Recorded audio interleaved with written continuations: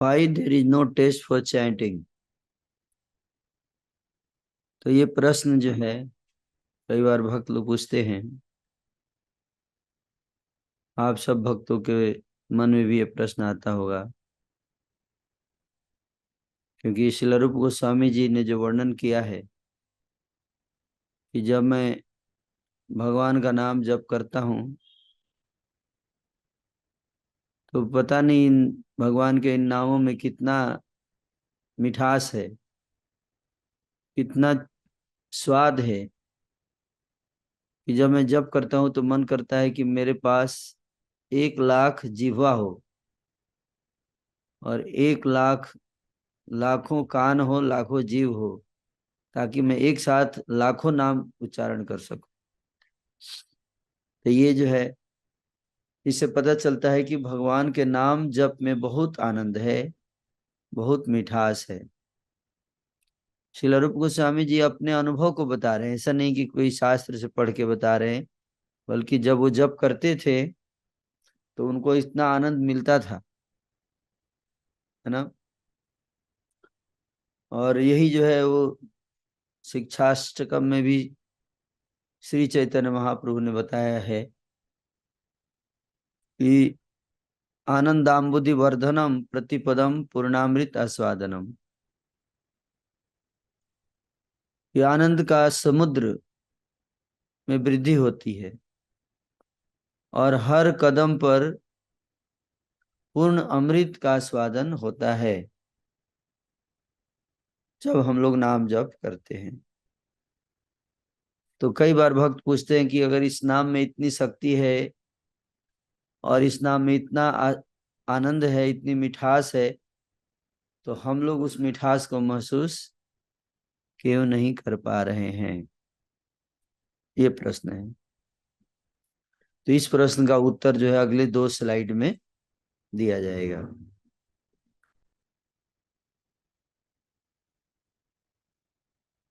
तो क्या कह रहे हैं यहाँ पर कि as long as we are on the platform of नाम अपराध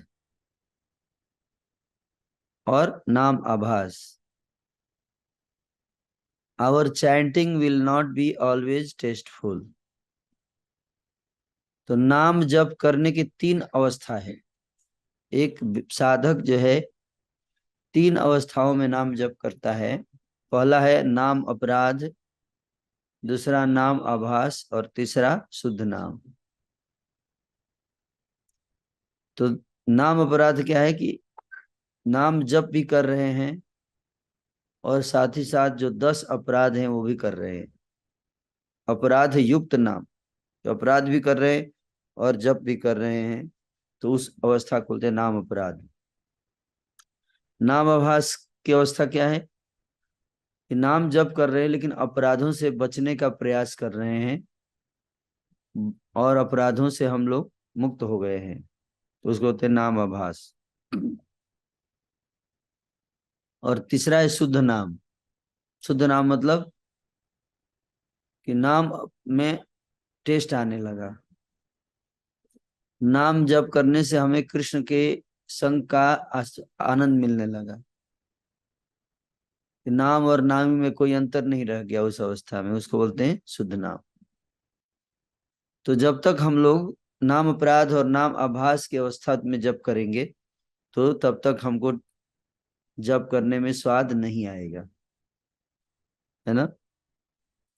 और अगर हम चाहते हैं कि उस स्वाद का आस्वादन करें तो हम जल्दी से, हमें कहाँ कौन सी अवस्था में जाना पड़ेगा, शुद्ध नाम जप करना पड़ेगा। तो अभी तो अगर जप में अगर आनंद नहीं आ रहा है तो इसका मतलब अभी हम लोग शुद्ध नाम नहीं जप कर रहे हैं, नाम जप कर रहे हैं लेकिन शुद्ध नाम नहीं। तो फिर क्या करना चाहिए हमको ताकि वो अवस्था को प्राप्त करे? तो कहते कुछ नहीं करना है, कि जप करते जाना है, करते जाना है, करते जाना है धैर्य के साथ। और एक दिन क्या होगा, एक दिन जब हमारे अपराध नष्ट हो जाएंगे, अनर्थ नष्ट हो जाएंगे, तो हम उसका आस्वादन कर पाएंगे। तो ये इसका उत्तर हुआ कि हमको करना क्या है। हम ये नहीं कह सकते कि बस प्रभु जी 1 साल हो गया, अभी तो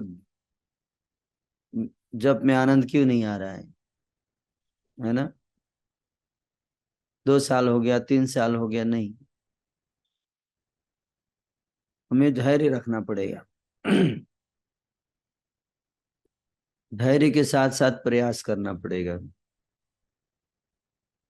तो हम लोग को हो सकता है कि वो आनंद ना मिले, लेकिन फिर भी अपराध युक्त नाम करने से भी बहुत सारे फायदे हैं, और नामाभास करने से भी बहुत सारे लाभ हैं। वो लाभ हमको मिलेगा, लेकिन जब का जो आनंद है, मिठास है, वो नहीं अनुभव कर पाएंगे। तो उसको अनुभव करने के लिए क्या करना पड़ेगा? तो क्या कारण क्या है, क्यों हमको टेस्ट नहीं आता है?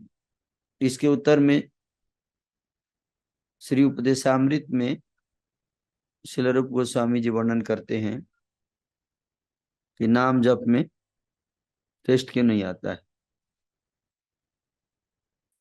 बताते हैं कि श्री कृष्ण नाम चरितादि सीताप्य विद्या, श्लोक संख्या 7 में, उपदेशामृत का जो 7वां श्लोक है, श्रील रूप गोस्वामी जी उसमें बताते हैं कि श्री कृष्ण स्यात् कृष्ण नाम चरित आदि सीताप्य विद्या। कृष्ण का नाम, कृष्ण का गुण, कृष्ण का रूप, कृष्ण की लीलाएं, इसकी तुलना की गई है शीत से। शीत, शीत का मतलब मिश्री। मिश्री की तरह मीठी है। जैसे मिश्री खाते हैं तो बहुत मीठा लगता है, उसी तरह से भगवान का नाम क्या है, बहुत मीठा है, मिश्री की तरह, है ना? लेकिन अविद्या, अपि अविद्या पित्तोपतप्त रसनस्य न रुचिकानु। जैसे कि किसी व्यक्ति को जॉन्डिस की बीमारी हो जाती है, पीलिया, पीलिया की बीमारी जब किसी को हो जाती है, तो उस बीमारी की अवस्था में जो मीठी चीज है वो कड़वी लगती है। हालांकि वो कड़वी है नहीं, लेकिन चूंकि बीमारी है, हमारी जीवा बीमारी से ग्रस्त है, इसलिए वो हमको कड़वी लग रही है। और आश्चर्य की बात क्या है कि मिश्री ही दवाई है पीलिया रोग की।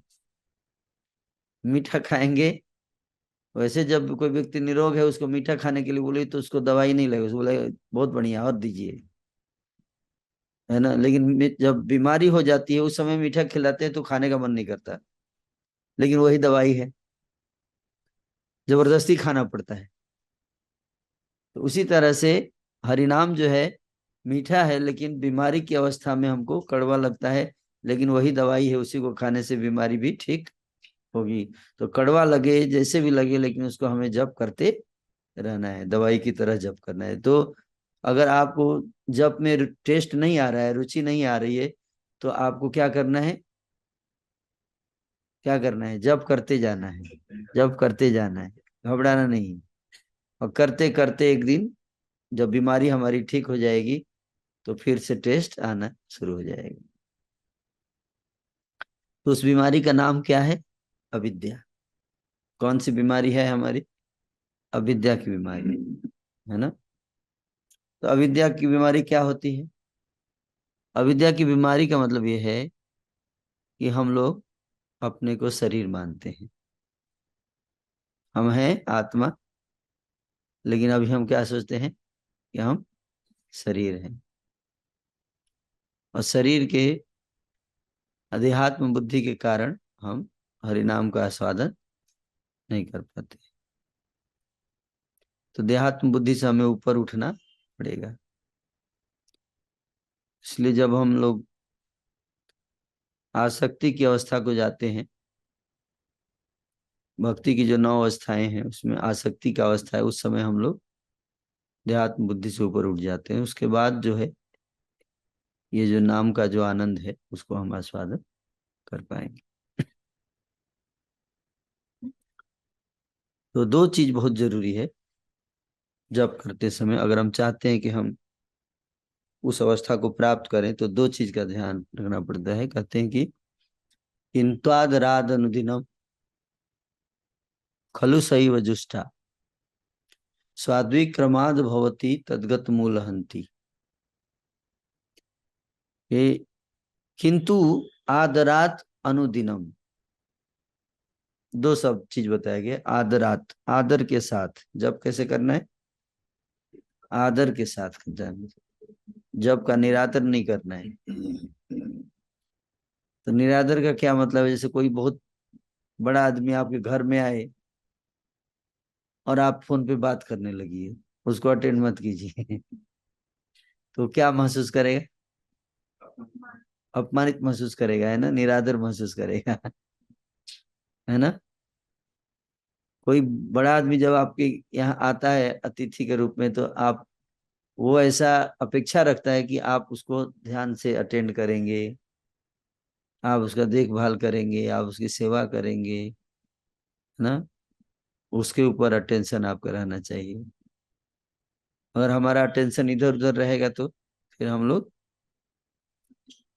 उस व्यक्ति को अच्छा फील नहीं होगा, तो आदर नहीं लगेगा। तो उसी तरह जब हम भगवान का नाम लेते हैं तो आदर के साथ लेना चाहिए। हम्म?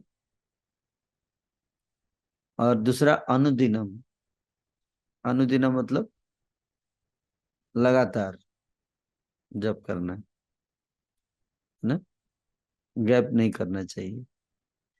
एक नहीं कि एक दिन 108 माला और दूसरे दिन 8 माला, है ना। तो लगातार, जितना लगातार जप करेंगे उतना जल्दी हमको नाम का आस्वादन होगा। सो प्रभुपाद जी ने कहा है कि कम से कम 16 माला का जप हमको करना चाहिए।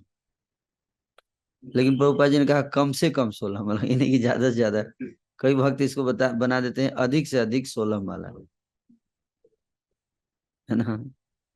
तो कभी कभी हम बताते हैं भक्तों को कि अगर आप चाहते हो वास्तव में कि हरि नाम का आपको आनंद लो, तो आपको इसको ध्यान से जप जप करना पड़ेगा और ज्यादा संख्या में जप करना पड़ेगा।